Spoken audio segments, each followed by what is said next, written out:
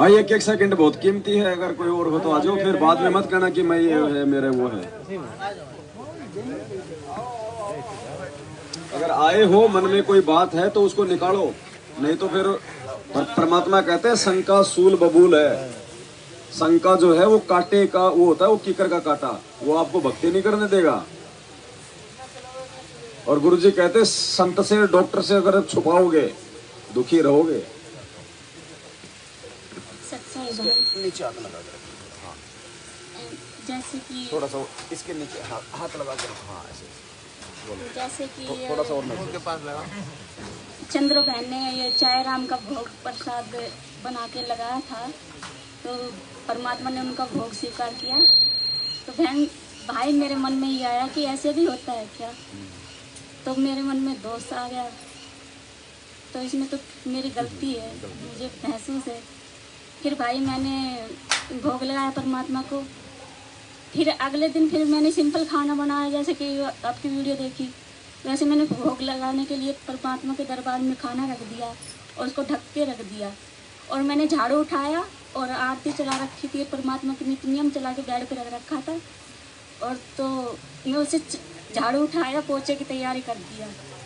जैसे कि मैं झाड़ू लगाने लगी, साफ करने लगी, तो परमात्मा की वीडियो वो वापसी इतनी देर हटती गई। तो मेरे को एकदम अचानक से ध्यान आया कि मैंने एक गलती करा, कमी हमारे में हो गई थी। तो फिर मैंने हाथ जोड़कर परमात्मा से क्षमा मांगी और परमात्मा की क्षमा मांग के फिर मैंने वो वीडियो गाड़ी में जाते जाते सुना, एक बार भी पीछे नहीं होया भाई।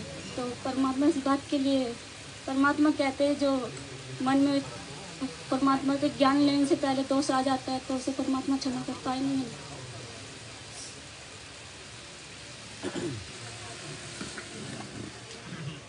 देखो बहन, मालिक ने तो अपना जो भक्ति का जो विधान है ना, वो जो है वो समझाना है। अब ये भक्ति का विधान बनाया किसने था? इसी परमात्मा ने बनाया। कब बनाया? जब ये सतयुग में आया उस समय बनाया, जब ये त्रेता में आया उस समय बनाया, द्वापर में आया उस समय बनाया, 650 साल पहले ये कलयुग में आए उस समय इन्होंने भक्ति का ये विधान बनाया। अब परमात्मा की वाणी क्या कहती है? गरीब निर्गुण और सरगुण एक है, दूजा ब्रह्म विकार, निर्गुण साहिब आप है और सरगुण संत विचार। तो विधान वो परमात्मा बना के गया। अब परमात्मा जब निर्गुण रूप में अपने वहां पे होते हैं ऊपर वाले लोक में, सतलोक में, उस समय इस पृथ्वी पे जो आत्मा होती हैं उन आत्माओं को केवल अपना संस्कार मिलता है। यानी जो विधान परमात्मा जो बना के चले गए ना, केवल उसी के अनुसार उनको लाभ और हानि मिलेगा। लेकिन आज वो परमात्मा सरगुण रूप में धरती पे प्रकट है, और जब वो परमात्मा संत रूप में, सरगुण रूप में, सतगुरु रूप में धरती पे प्रकट होता है, तो वो परमात्मा निर्गुण से ज्यादा लाभ देता है। उस परमात्मा का जो निर्गुण रूप है उससे ज्यादा लाभ वो सरगुण रूप में आके हमें यहाँ देता है। मान लीजिए आज गुरुजी यहाँ पे नहीं होते और गुरुजी आज वहीं बैठे होते अपने वो कबीर रूप में, और हमारा अगर एक्सीडेंट होना था तो होना ही है, उसको रोकेगा नहीं, वो परमात्मा भी नहीं टालेगा। उसने विधान बना दिया हर आत्मा का। आज वो परमात्मा सतगुरु रूप में इस धरती पे है और हम उसकी शरण में, तो आज वो उसको कैंसिल भी कर सकता है, क्योंकि परमात्मा का जो सरगुण रूप होता है वो हमारे को संस्कारों से ज्यादा बढ़ के लाभ भी दे सकता है। जैसे गुरुजी ने बताया निर्गुण और सरगुण का, कि जैसे बर्फ है, बर्फ क्या है? निर्गुण रूप है। और किसी आदमी को लग गई प्यास, अब वो क्या करेगा? क्या वो बर्फ चाटने से उसकी प्यास बुझेगी? नहीं बुझेगी ना, क्योंकि आज हम आत्मा है, आज हमें चाहिए भक्ति, मोक्ष। तो क्या अगर परमात्मा अगर सतलोक में बैठा है तो क्या हमें वो भक्ति वो दे सकता है? वो हमारा मोक्ष कर देगा? नहीं करेगा, क्योंकि मालिक ने क्या कहा कि हरि सुमरे सो वारी है और गुरु भजे हुए। तो सतलोक में तो ये समझो कि वो परमात्मा निर्गुण रूप में वो बर्फ है, और हमें इस पृथ्वी लोक पे मोक्ष की चाहत है, तो बर्फ चाटने से हमारी प्यास नहीं बुझेगी। कबीर कबीर नाम लेने से हमारी जो है मोक्ष नहीं होगा। अब वो बर्फ यदि अपने सरगुण रूप में आ जाए, यदि वो बर्फ से पिघल के वो पानी बन जाए तो हमारी प्यास बुझेगी ना। तो वो परमात्मा निर्गुण रूप से जब यहाँ पे सतगुरु रूप में आता है तो हमें अपनी शरण में लेके वो हमारा मोक्ष कर सकता है, हमारी सारी आवश्यकता वो पूरी करता है। तो आज आपके मन में अगर ऐसा छोटा मोटा कोई दोष भी आ जाएगा नाम लेने के बाद, तो आज परमात्मा धरती पे सरगुण रूप में प्रकट है। आज वो माफ भी कर देगा, आपके संस्कारों को चेंज भी कर देगा, लेकिन उसके लिए आवश्यकता कि हम हृदय से उस परमात्मा से क्षमा याचना करें और आगे से विश्वास दिलाएं। जैसा कि परमात्मा बार बार सत्संग में कह रहे हैं कि आगे से परमात्मा को विश्वास दिलाओ। परमात्मा है तो फिर क्या नहीं कर सकता। गुरुजी ने इतनी वाणियां बताई हमारे को, वो किस लिए बताई? ताकि हमारे मन में कोई दोष पैदा ना हो। सतगुरु जो चावे सो कर दे, भरम पड़ो मत कोई, सेऊ धड़ पे शीश चढ़ाया पाछे करी रसोई। कि सतगुरु जो चाहे सो कर सकता है। साहेब से सब होत है, बंदे से कुछ नाई, वो राई से पर्वत कर दे फिर पर्वत से। तो ये परमात्मा है भाई। और मालिक की पता नहीं कितनी वाणियां हैं। जैसे कि भाई ने इसमें पहले नाम देश लेने गई थी पटना नाम, और उसके बाद लेके आई हूँ तो जगत वाले भाई बहन बोल रहे थे कि ये तो निंदा करते वो करते।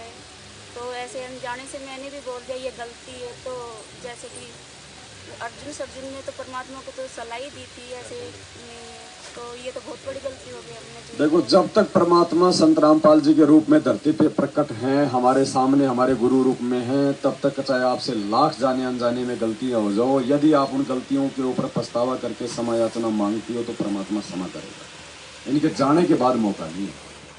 और बार बार ये गलतियां ना हो हमसे। अब देखो, मान लीजिए मैंने इस उंगली का डॉक्टर से ऑपरेशन कराया, उसने ऑपरेशन कर दिया और उसने टाके मार दिए। 10 दिन बाद में मैं मेरी कोई भी गलती से वापस ऑपरेशन को फेल कर देता हूं तो सेम जगह टाके नहीं लगेंगे, ऑपरेशन सक्सेस नहीं होगा।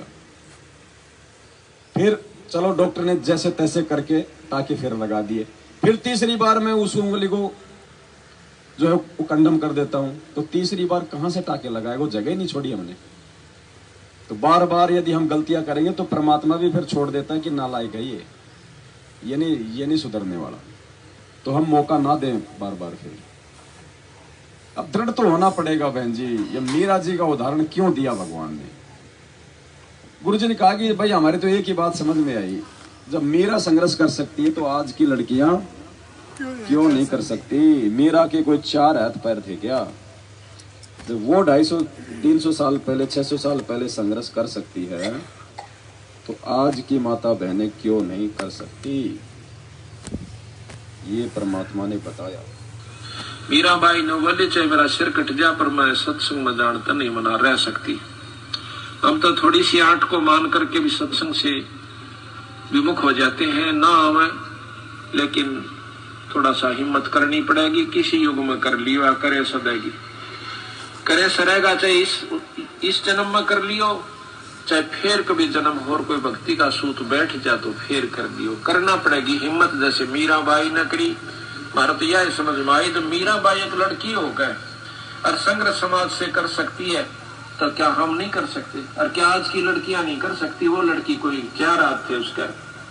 मैं बात समझ में आएगी है, समझ में आ जाओ सारा कुछ कर सकता। पर कबीर साहब का मार्ग और आसान है, वो तो घर में रह के समझ में आ सकती है, बाहर छोड़कर जान की हो सकता नहीं है। पर इतनी लगन लगानी पड़ेगी, बात समझ में आएगी, फिर संघर्ष दूर नहीं है। और फिर भगवान ने बताया, देखो मीरा पिटी इस भक्ति के लिए, अपने आत्म कल्याण के लिए। मीरा पिटी, ध्रुव पिटा, प्रहलाद पिटा, 650 साल पहले हमारे भगवान पिटे, और उससे ज्यादा पिटाई आज 7 साल से। अब हम तो बस यूँ छोड़ देते हैं। बस हमारे गुरुजी जेल में, जब 2006 करोथा कांड में गुरुजी जेल में गए ना, तो आपको पता है परमात्मा से पूरी जेल में झाड़ू निकलवाई जाती थी। क्यों निकाल रहा हो? किसके लिए निकाल रहा है?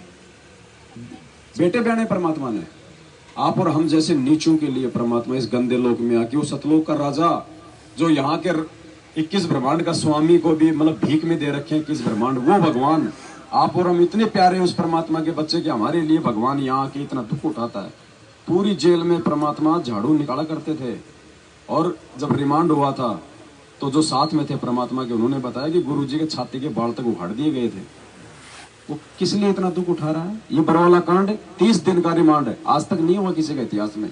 30 दिन का रिमांड सहा परमात्मा ने हम नीचों के लिए, और हम इस काल को अपने नाक हाँ कान में धारण किए बैठे हैं। हम काहे कि हम सतगुरु के हैं, हम तो कोसों दूर हैं उस परमात्मा से। ड्रामा कर रहे हैं, नाटक, भक्ति नहीं है, तभी तो आए दिन मर रहे हैं। किसी का कोई भाव नहीं बन रहा, कोई भक्ति नहीं बन रही, क्योंकि कोई नियम पे चल ही नहीं रहा, गुरु वचन को कोई मान ही नहीं रहा, बस गुरु जी को बस अपना गुरु मान लिया। इससे काम नहीं चलेगा। ऐसे और भी बहुत से बात बताते हैं, ऐसे ऐसे व्याधि चलने लगे तो 100 का नोट पाया। एक माई कह रही थी जी मैं पति तो नाम नहीं ले रहा, बाधा भी करता था। समागम आ गया, करौथे आश्रम में जब हम सत्संग करते थे तो मैंने अपने पति से कहा कि मैं सत्संग में जाऊंगी, मैंने 100 रुपये दे दे। ये 10 वर्ष पहले, 8-9 वर्ष पहले की बात है। वो कहने लगा मैं तेरे को छोड़ने नहीं दूं, और तू तीसरे दिन झोला उठावे और वहां चली जाती है। वो कहने लगी मैं कोई गलत जगह जाती हूँ, 60-65 साल की उम्र की बुढ़िया थी, और तेरे बेटे जाने लग रहे वहां पर। बेटे तो अपनी कमाई करे हो ले जाते, किराया मैं किराया मान ले उनसे मांग भी लूं तो नखरे करता है, क्योंकि बेटे अलग हो रहे हैं, उनसे थोड़ा द्वेष रखता है, उनसे कैसे ले लेगी, वहां जाओ भी नहीं। तो उसने कहा कि मुझे 100 रुपये दे दे। मैं बोला कति नहीं जान दूं, और जाके दिखाइए आज तू। तो नहीं, मैं पैसा किराया दूं नहीं, तू जाएगी कैसे? वो कहने लगा मेरे द्वारा पैसा को ना। फिर आखिर में ये बहाना मिला उसने कि मेरे द्वारा 100 रुपये को नहीं। वो क्या कहती है उसकी पत्नी कि मैं तो बैठकर रोने लगी, जहाँ पूजा स्थल है रोने लगी है भगवान, देख कौन बनी। हम एक दूसरे के ऐसे बांध रखे हैं कि हम इनसे अब अपने भगवान के दरबार में भी नहीं जा सकते। आखिर में कहने मैंने ये सोच लिया कि मैं भी चाहती हूँ कि पड़ोसन पर मांग कर मैं जाऊंगी। इतना दृढ़ निश्चय मैंने कर ही लिया था, लड़ाई होगी, बोलेगी, मार पीट लेगा और 2 मुक्के खा लेगी भगवान के नाम पे। ध्रुव पिटा, प्रहलाद पिटे, मीराबाई पिटी। ऐसे निर्णय होता है, ऐसे ही परमात्मा निकटाता है। इतने में बूढ़ा साइकिल लेकर जा था, गांव से निकला, सड़क थी अच्छी, जो दिल्ली के, ये पंजाब खोड़ की बात है, और वहां वो गया होगा सड़क के ऊपर आधा किलोमीटर, एक 100 का नोट ऐसे हवा में उड़ा, अगले साइकिल के अगले पहियों की ताड़िया में आके चिपक गया, और उसने रोका तुरंत साइकिल। 100 का नोट ताजा, उसकी तो घीगी बंद की, घबरा गया, उल्टा आया, आके ने बोला ले भगवान, तेरे भगवान ने भेज दिया, तेरा 100 का नोट ले जा। और उसका जो है ना पसीने आ रहे, उसके बाद उसने मुझे मना नहीं किया। तो यहाँ परमात्मा कहते हैं पति भरता पग जमी पर जो जो धर है पावे, समर्थ झाड़ू देते है ना काटा लग जावे। पति भरता भूखी रहे, यानी पति भरता को, यानी सच्ची उस अनन्य मन से पूजा कर रही भक्त आत्मा को कोई अभाव होता है, किसी चीज की आवश्यकता होती है और वास्तव में उसकी आवश्यकता है, तो कहते हैं पति भरता भूखी रहे, वहां समर्थ घर सोच। ऐसे पति की स्त्री के, ऐसे पति की स्त्री के काल कर्म हो मोक्ष मोच। कहते हैं जैसी भक्त आत्मा जब दुखी होती है तो भगवान के दरबार में भी चिंता बन जाती है।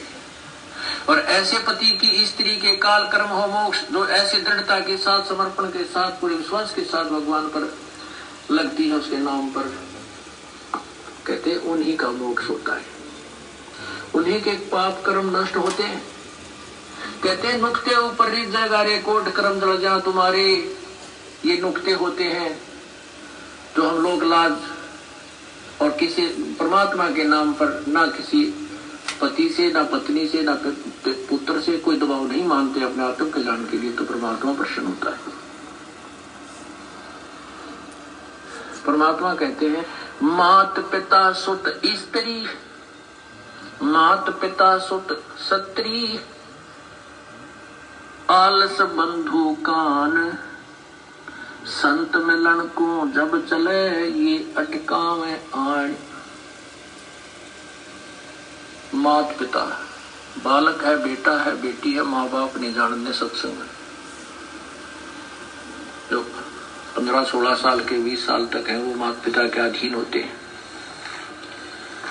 और जो बुजुर्ग हैं वो जो बच्चे बड़े हो जाते हैं तो बच्चे बेटा बेटियां के अधीन हो जाते हैं, बेटे का अधीन हो जाते हैं, या फिर आलस, या फिर लोक लाज।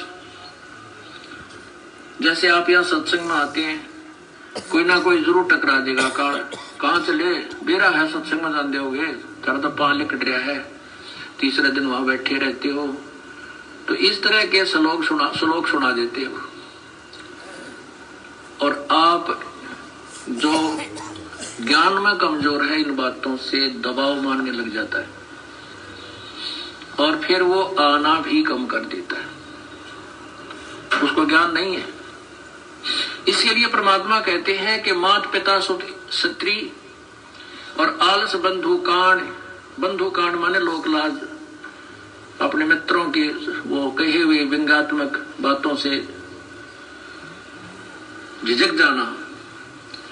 कहते हैं सतगुरु मिलन को जब चला ये अटकावा आण, ये आके आंट लावेंगे कि बेटा क्या माँ बाप या स्त्री ऐसी निकम्मी हो जाए कभी बेबे, बस जी का झाड़ बन जाती है उस भगत के, या फिर लोक लाज, या खुद आलस कर दिया, फिर देखोगे, फिर अगले बार देखेंगे, सर्दी ज्यादा है, गर्मी घनी है। इनका अटकाया ना अटके जो सतगुरु दर्श को जाए, कहे कबीर सो संत है वही आवागमन सावे। कहते हैं नुकते ऊपर रीत जाएगा।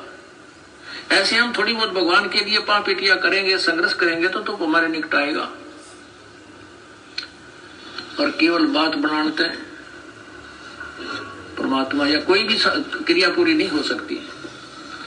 जैसे अब यहाँ कौन आएंगे, वो आएंगे जो पूर्ण रूप से परिचित हो चुके हैं इस ज्ञान से। तो भाई ये संघर्ष बताया परमात्मा ने, जब तक हम उस परमात्मा के लिए संघर्ष नहीं करेंगे तब तक परमात्मा निकट नहीं आएगा, और वही आत्मा मोक्ष प्राप्त करने के अधिकारी बताई परमात्मा ने।